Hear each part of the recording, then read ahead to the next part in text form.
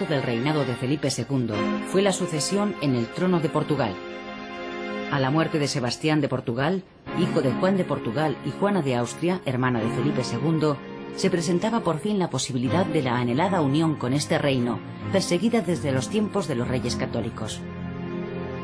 Sebastián de Portugal había desaparecido en África durante la batalla de Alcazarquivir sin hijos ni herederos directos, dejando el trono en manos del cardenal Enrique, de 67 años, quien moriría poco después. Felipe era además hijo de otra princesa portuguesa, Isabel, y reivindicó el trono lusitano frente a don Antonio, prior de Crato, que presentó su candidatura como nieto ilegítimo del rey Manuel I. El apoyo militar de Francia e Inglaterra a don Antonio no iba a impedir a las tropas del duque de Alba, con el apoyo marítimo de la flota mandada por el marqués de Santa Cruz, invadir Portugal. Felipe II sería reconocido rey por las cortes reunidas en la ciudad de Tomar en abril de 1581. Con la anexión de Portugal y sus posesiones en ultramar, el imperio de Felipe II se hizo aún más poderoso, y con el dominio de las islas Filipinas se puede ya decir sin ambages que sobre su imperio nunca se ponía el sol.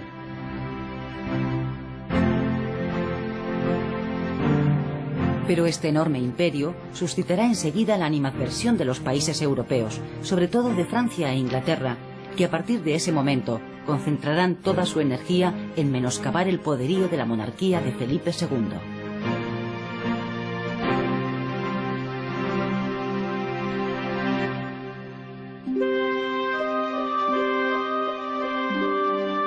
Felipe residió 2 años en Lisboa y desde esta ciudad escribirá emotivas cartas a sus 2 hijas nacidas de su matrimonio con Isabel de Valois, Isabel Clara Eugenia y Catalina Micaela.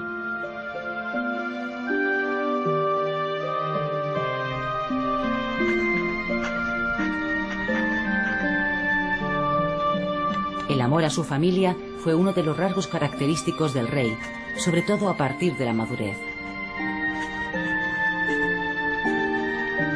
Felipe II tuvo 11 hijos en total, aunque solo 4 llegaron a la adolescencia. Dentro de este ámbito familiar, la relación de Felipe con Isabel y Catalina fue especialmente entrañable, sobre todo con la mayor, Isabel Clara Eugenia, quien vivió en el Escorial, ocupando las habitaciones reservadas a la reina al otro lado de la basílica, frente a las del rey.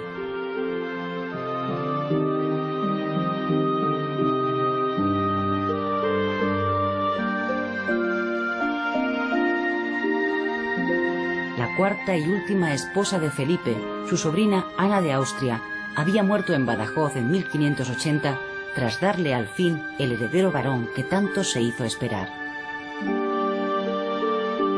Al igual que su padre, el emperador, Felipe II distinguió a sus allegados encomendándoles tareas de gobierno, en especial a sus hermanas, Juana y María, que vivieron sus últimos años en el convento de las Descalzas Reales de Madrid. Ambas fueron brillantes gobernantes. Juana, que fue reina de Portugal, desempeñó la regencia de los reinos hispánicos entre 1554 y 1559, para lo que tuvo que separarse de su hijo y heredero del trono portugués, el mencionado Sebastián de Portugal, cuando éste solo contaba 3 meses de edad.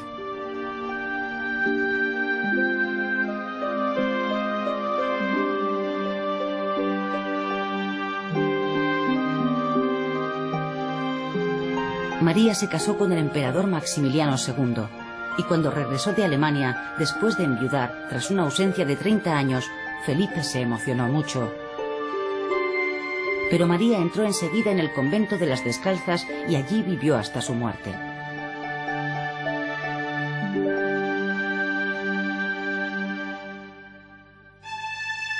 A su vuelta a Madrid desde Lisboa, Felipe se encontró un panorama prometedor. Los ingresos llegados de América se habían multiplicado y la paz reinaba en el Mediterráneo gracias a una serie de treguas con el sultán otomano. Pero los acontecimientos en los Países Bajos seguían siendo preocupantes. Se formó entonces el eje Holanda, Francia e Inglaterra contra la monarquía de Felipe II. La anexión de Escocia por Inglaterra y la ejecución de la reina católica, María Estuardo, contribuyeron decisivamente al empeoramiento del conflicto. La idea de una invasión de Inglaterra empezó a madurar. En este país se había impuesto el protestantismo de la mano de la reina Isabel I. Felipe II y la reina de Inglaterra personificaron los dos bloques, católico y protestante, de la Europa de las guerras de religión. Además, Inglaterra mandó una flota de 25 barcos bajo el mando de Sir Francis Drake con el propósito de atacar las naves españolas y destruir las propiedades hispánicas en América. La flota inglesa saqueó Vigo antes de partir hacia el Caribe, donde capturó Santo Domingo y tomó a saco la ciudad de Cartagena de Indias. 150 fanegas de trigo para la Armada de Inglaterra que vuestra merced no ha entregado. Dificultades logísticas y sobre todo económicas para acometer una empresa de este calibre hicieron que no se pudiera equipar la flota que había pedido el marqués de Santa Cruz. Los impuestos volvían a sangrar la ya empobrecida economía castellana. De los 560 barcos y 94.000 hombres que había pedido el marqués de Santa Cruz, solo pudieron reunirse 130 barcos y 33.000 hombres. El éxito de la operación militar dependía de la posibilidad de que los 17.000 soldados veteranos que se encontraban en los Países Bajos se unieran a la invasión. Don Álvaro de Bazán, marqués de Santa Cruz, encargado inicialmente de la expedición, murió en Lisboa mientras ultimaba la preparación de la flota y el mando supremo pasó al duque de Medina Sidonia, que zarpó hacia las costas inglesas. El intento de desembarco en Inglaterra se convirtió en el mayor fracaso del reinado de Felipe II. El factor sorpresa nunca existió. La mayor maniobrabilidad de los barcos y cañones ingleses causaron graves daños a la flota española, impidiendo su desembarco. Además, la falta de comunicación entre la Armada y las tropas de Flandes, así como la intervención de los holandeses, imposibilitó la llegada de refuerzos. La Armada, muy dañada, decidió regresar por el Mar del Norte rodeando Escocia e Irlanda. El final es bien conocido. Durante el trayecto, las tempestades terminarían por diezmar al resto de la flota.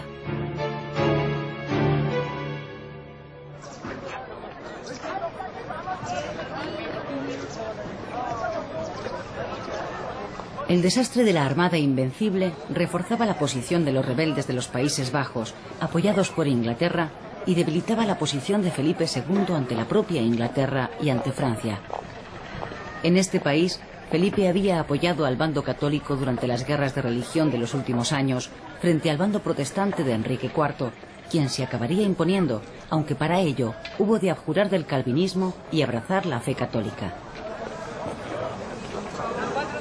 La derrota frente a Inglaterra vino también a agravar la crisis de la sociedad española.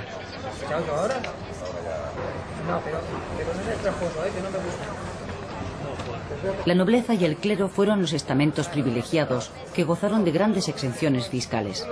Pero América proporcionó grandes fortunas a una burguesía emergente que empezó a escalar posiciones sociales. Los grandes burgueses se inclinarán por el rentismo, al mismo tiempo que se impone un sistema de valores parasitarios con ansias de grandeza y lujo y que despreciaba el trabajo manual. Hacia finales del siglo XVI se consideraba que había un solo campesino trabajando por cada 30 ciudadanos no productores.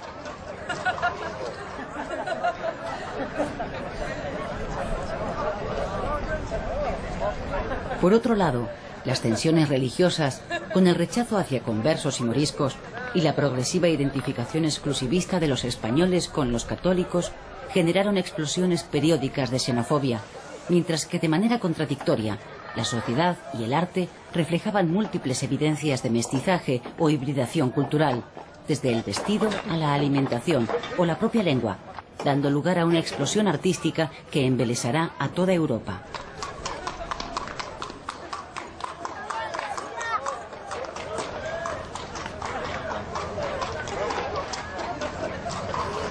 La conciencia de pertenecer a un gran imperio creó en la población un falso sentido de la realidad, produciendo espejismos, engaños o fantasías que la literatura del siglo de oro explotaría de forma magistral.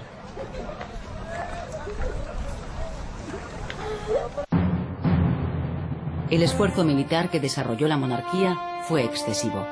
En los últimos años del reinado de Felipe II se reactivaron casi todos sus frentes. Por el Mediterráneo patrullaban constantemente 4 escuadras. A partir de 1580 se creó la Armada de la Mar Océana, que tenía la misión de mantener la hegemonía en el Atlántico. La protección de los convoyes que hacían la ruta de América dio excelentes resultados, pues las pérdidas de barcos por ataques piratas fueron mínimas. La infraestructura militar era muy avanzada para la época, destacando la configuración del llamado Camino Español, que iba de Milán a Flandes y por el que transitaban los hombres y el dinero necesarios para mantener la supremacía en estos territorios.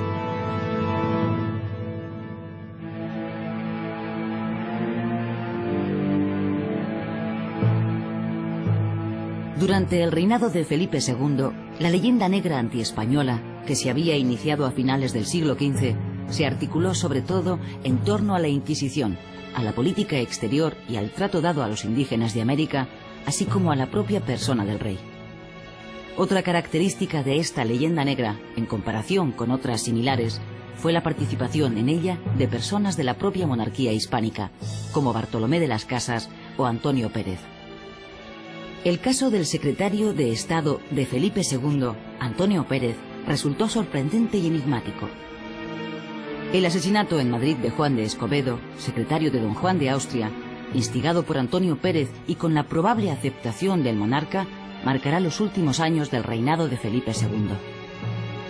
Juan de Escobedo había sido nombrado secretario de don Juan a instancias de Pérez, con la intención de controlar las supuestas ambiciones del hermano del rey. En 1576, Felipe II consideró que su hermano era la única persona capaz de salvar la situación de los Países Bajos y decidió enviarlo con la misión de conseguir la paz en estos territorios. Don Juan fue reconocido como gobernador general por todas las provincias de los Países Bajos, haciendo una entrada triunfal en Bruselas.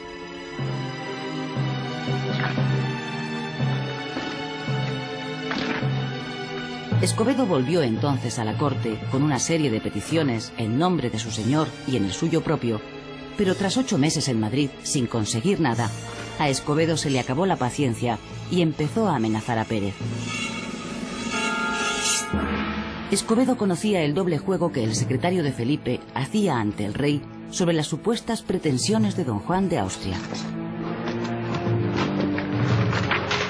Durante su estancia en la corte, Escobedo tendría también conocimiento de los secretos de Estado que Antonio Pérez y la princesa de Éboli vendían a los enemigos de Felipe II.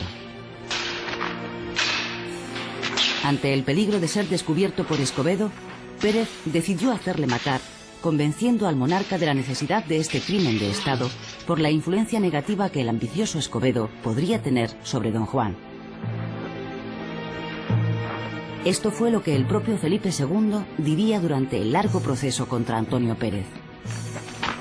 Saben muy bien la noticia que yo tengo de haber el hecho matar a Escobedo y las causas que me dijo había para ello.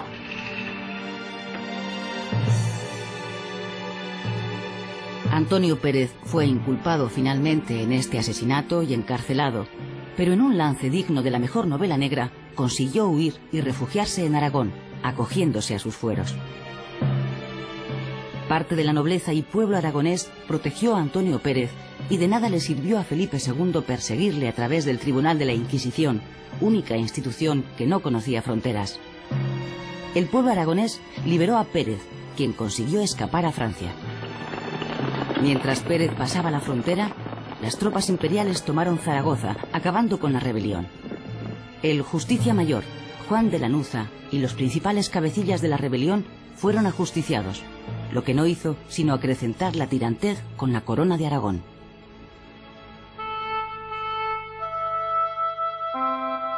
A diferencia de su padre, Felipe II permanecía habitualmente encerrado en alguno de sus palacios de los alrededores de Madrid, despachando asuntos de Estado. El Archivo General de Simancas guarda en la actualidad gran cantidad de documentos con anotaciones autógrafas de Felipe en los márgenes. Fue uno de los monarcas más trabajadores de la historia. En una ocasión estudió y firmó 400 documentos en un solo día. El trabajo de despacho del rey resultaba agotador. Hasta ahora no he podido desenvolverme de estos diablos de papeles. y aún me quedan algunos para la noche, y aún llevo otros